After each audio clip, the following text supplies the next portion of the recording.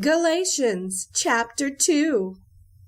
Then after 14 years I went up again to Jerusalem, this time with Barnabas. I took Titus along also. I went in response to a revelation, and, meeting privately with those esteemed as leaders, I presented to them the gospel that I preach among the Gentiles. I wanted to be sure I was not running and had not been running my race in vain. Yet not even Titus, who was with me, was compelled to be circumcised, even though he was a Greek. This matter arose because some false believers had infiltrated our ranks to spy on the freedom we have in Christ Jesus, and to make us slaves. We did not give in to them for a moment, so that the truth of the gospel might be preserved for you.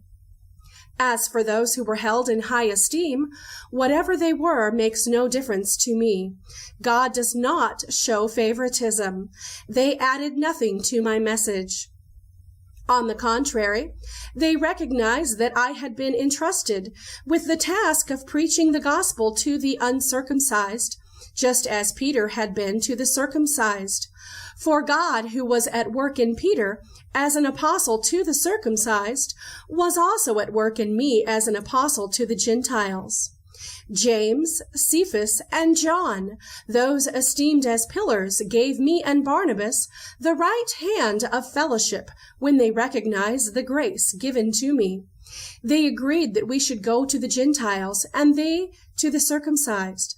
All they asked was that we should continue to remember the poor, the very thing I had been eager to do all along. When Cephas came to Antioch, I opposed him to his face because he stood condemned. For before certain men came from James, he used to eat with the Gentiles.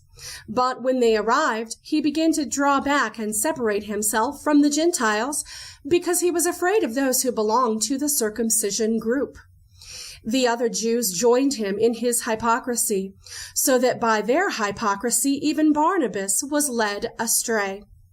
When I saw that they were not acting in line with the truth of the gospel, I said to Cephas in front of them all, "You are a Jew, yet you live like a Gentile and not like a Jew.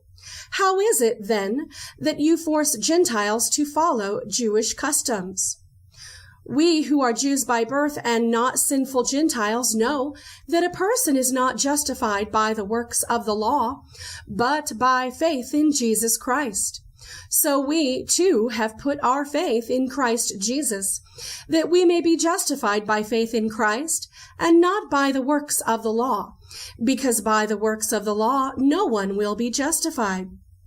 But if, in seeking to be justified in Christ, we Jews find ourselves also among the sinners, doesn't that mean that Christ promotes sin? Absolutely not. If I rebuild what I destroyed, then I really would be a lawbreaker. For through the law I died to the law so that I might live for God. I have been crucified with Christ, and I no longer live, but Christ lives in me.